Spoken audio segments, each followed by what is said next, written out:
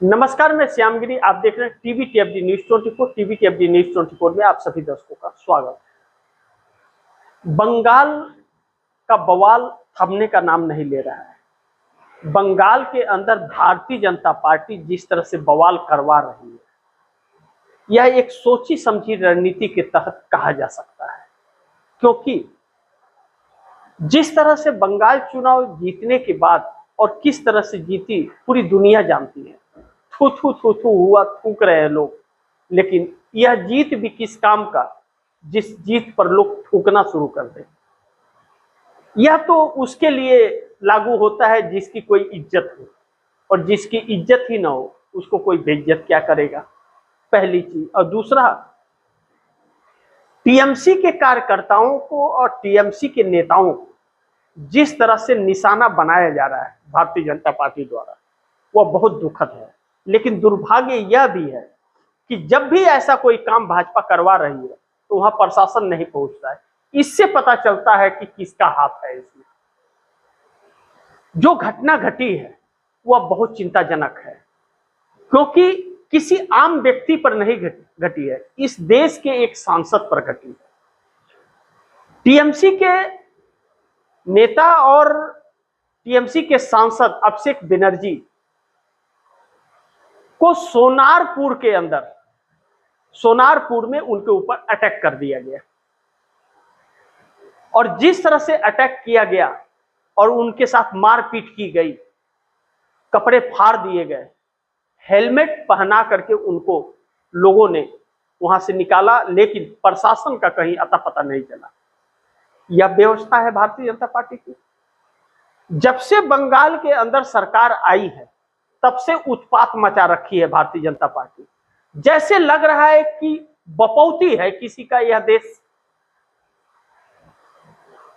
और जो उत्पात है, जिस तरह टीएमसी के कार्यकर्ताओं के साथ मारपीट, मुस्लिम वर्ग के साथ मारपीट, और जिस तरह से प्रताड़ित करना, नमाज न पढ़ने देना, जिस तरह से गौरक्षा के नाम पर यह उत्पात मचा रहे हैं, जिस तरह से जेसीबी चल रही है, बुलडोजर चल रहा है लोगों के घरों पर, और लोगों को डराया धमकाया जा रहा है। अब डरा धमका करके बीजेपी का झंडा लगवा लोगे तो क्या हुआ, दिल से बीजेपी का हो गया। जिस दिन मौका मिला आपका भी वही हाल होगा जो अभिषेक बनर्जी का हुआ। लेकिन शुभेंदु अधिकारी तो टीएमसी से ही गए हुए हैं, तो इतना बुरा अगर टीएमसी था तो शुभेंदु अधिकारी टीएमसी में क्यों थे? और हर कोई जानता है कि शुभेंदु अधिकारी भाजपा में क्यों गए, क्योंकि उनके ऊपर ईडी का शिकंजा था, जेल जाना था उनको। अब ऐसे में अभिषेक बनर्जी के ऊपर अटैक होना और प्रशासन का वहां न पहुंचना, यह दुर्भाग्यपूर्ण है। लेकिन बंगाल में हो रही घटनाएं इस बात की सबूत है कि भारतीय जनता पार्टी उत्पात मचा रखी है, सरकार नहीं चला रही है, दुश्मनी निकाल रही है। अब बंगाल के अंदर ममता बनर्जी सड़कों पर उतरने की कवायद कर रही है। चूंकि ममता बनर्जी हार गई तो उनके लोग भी डर से भाजपा के साथ खड़े हो रहे हैं, उनके साथ कोई खड़ा नहीं हो रहा है। लेकिन अब ममता बनर्जी धरने प्रदर्शन पर बैठने जा रही हैं। कितना सहयोग उनके कार्यकर्ताओं को मिलेगा, कौन कार्यकर्ता हिम्मत दिखा पाएगा, यह भी देखना महत्वपूर्ण है। इसलिए भी नेताओं का साथ नहीं मिल रहा है। कहा जा रहा है ममता बनर्जी के 29 सांसदों में 20 सांसद मानसून सत्र पार्लियामेंट का जो आ रहा है उस दौरान भारतीय जनता पार्टी में शामिल हो जाएंगे। इस धरना प्रदर्शन से पता चल जाएगा कि कौन आ रहा है और कौन जाने वाला है।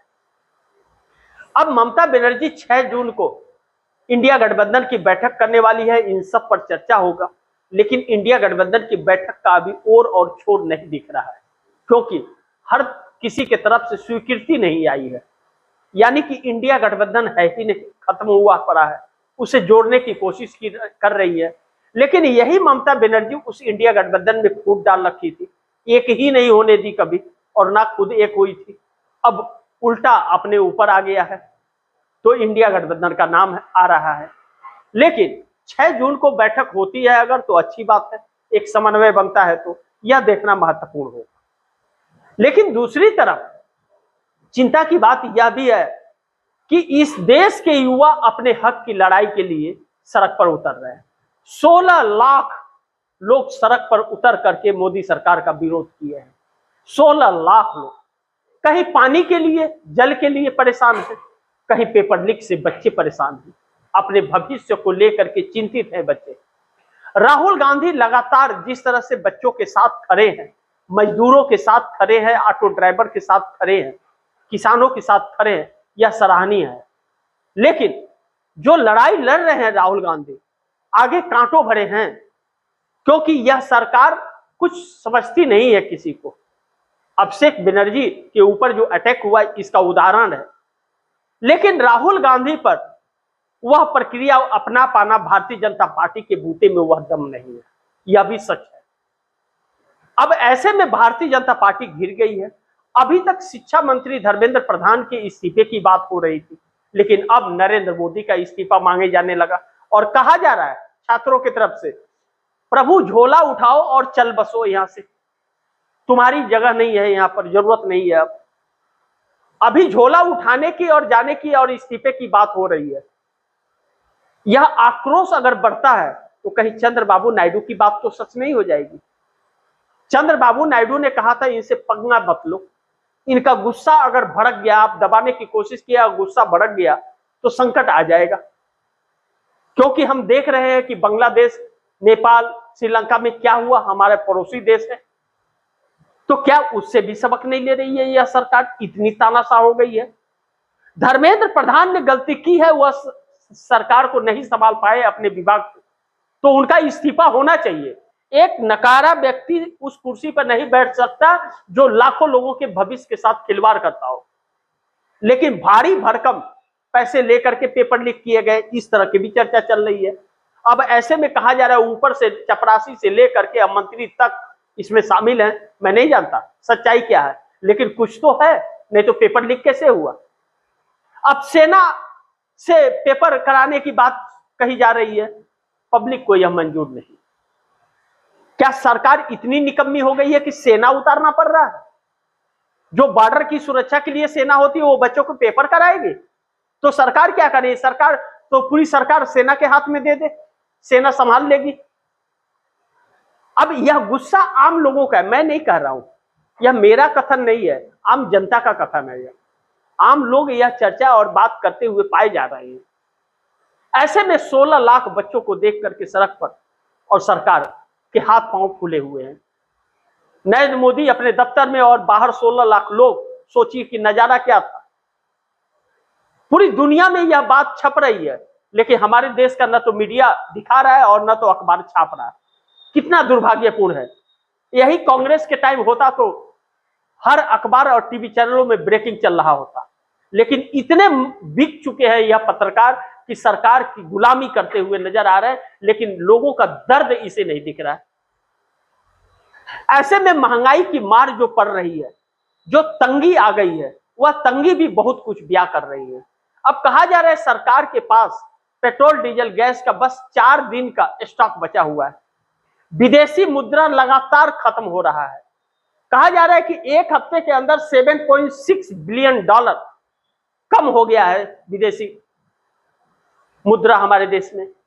अब खजाना खाली हो रहा है और सरकार ड्रामा पर ड्रामा कर रही है।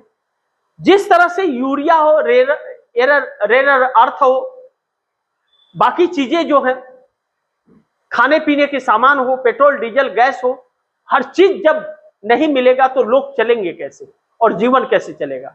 12 सालों तक यह सरकार कर क्या रही थी? हकीकत यह है, मैं बार बार आप दर्शकों को कहता हूं कि जो हमारे देश में पूर्व सरकारों ने किया था, नरेंद्र मोदी सरकार को 12 साल का वक्त लग गया उसे बेचने में। 12 साल का वक्त लग गया उसे बेचने में। इन्होंने कुछ बनाया नहीं, सिर्फ बेचा है, और बेचकर जब सब कुछ खत्म हो गया है, आज कंगाल हो गए। और हर जगह कहीं भी नरेंद्र मोदी आज तक के इतिहास का सबसे ज्यादा विदेश दौरा करने वाले प्रधानमंत्री है। किसी से भी रिश्ते नहीं बनाए, पप्पी और झप्पी लेते हुए पाए गए, जो जिसके वजह से लोग थूक रहे हैं हमारे देश के पर। ऐसी हालत बना दी है इस सरकार ने, और कोई भी देश हमारे देश के साथ खड़ा नहीं है, और हर कोई अलग अलग तरह के प्रतिबंध लगा रहा है। इस हालात में यह सरकार ला के खड़ी कर दी है कि हमारे लोग बाहर जाकर के काम तक नहीं कर सकते। उनको सम्मान और इज्जत की तो बात छोड़िए, दूध कारते हैं लोग। लेकिन यह सरकार फिर भी तानाशाहियों में फिर भी चुनाव जीत रही है। सोचिए, जिसे रोजगार नहीं मिल रहा है, बहन बेटियां सुरक्षित नहीं है, जिस सरकार में रोजगार नहीं है, बच्चों के भविष्य भी खराब हो रहे, पेपर लीक हो रहे, जहां तेल गैस पेट्रोल पानी नहीं है, जहां रुपया लगातार गिर रहा है, अर्थव्यवस्था चरमराई है, भूखमरी हो रही है, उस देश में वोट कौन दे रहा है? कौन दे रहा है वोट? है क्या कोई वोट देने वाला? कुछ चंद अंधभक्तों के अलावा कोई वोट देने वाला है क्या? और अंधभक्तों के वोट से सरकार बन सकती है क्या? लेकिन नहीं, जिस व्यक्ति के साथ न्यायपालिका और चुनाव आयोग है, उसे किस बात का गम है? कहते हैं सैया कोतवाल तो डर काहे का। इस सरकार का भी वही हाल है। लेकिन कहते हैं कि अपने जब सेंधमारी करने लगे तो हिल जाती है नींव। अब चंद्रबाबू नायडू 18 सांसदों के साथ जो जिस तरह से वह फंसे हुए हैं मोदी सरकार के साथ, कोई नहीं जानता कब वह 18 सांसदों के साथ समर्थन वापस ले लेंगे, क्योंकि नरेंद्र मोदी के पाप का भागीदार नहीं बनेंगे नायडू की राजनीति खत्म हो जाएगी नरेंद्र मोदी के साथ अगर रह गए तो। जिस तरह के हालात उत्पन्न हो रहे हैं आंध्र प्रदेश में, चंद्रबाबू नायडू का विरोध अगर इस तरह से होना शुरू हो गया तो चंद्रबाबू नायडू जीवन में उनकी पार्टी सत्ता में नहीं आ पाएगी, वह हालात हो जाएंगे उनके। तो चंद्रबाबू नायडू नरेंद्र मोदी के लिए अपना राजनीतिक करियर दांव पर नहीं लगाएंगे, वो अलग प्लानिंग पर काम कर रहे हैं। लेकिन नीतीश कुमार सरकार के रिपोर्ट कार्ड मंगा रहे हैं अब कि सरकार क्या कर रही है, रिपोर्ट कार्ड चाहिए बिहार के अंदर, और बिहार छोड़ के कहीं जाने वाले नहीं है, सरकार पर नजर बनी रहेगी। रोज शाम को उनको रिपोर्ट कार्ड देना पड़ता है।